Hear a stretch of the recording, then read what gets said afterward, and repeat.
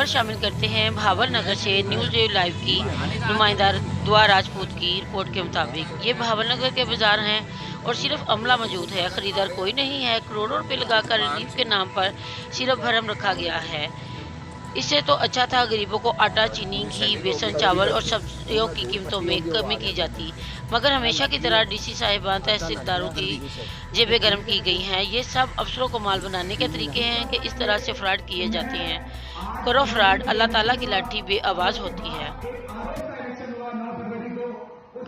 खबर शामिल करते हैं न्यूज़ वेब लाइव के सीईओ अबैदुल्ला की रिपोर्ट के मुताबिक बहुत हो गई 9 मई की मजम्मत, अब 9 फरवरी की मजम्मत होगी।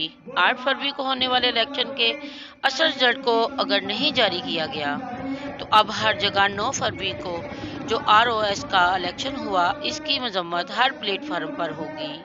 क्या ये सोची समझी साजिश नहीं, जिसकी जमात को पूरे कराची ने मुस्तरद कर दिया, इसे फिर से उठाकर मुसल्लत किया गया।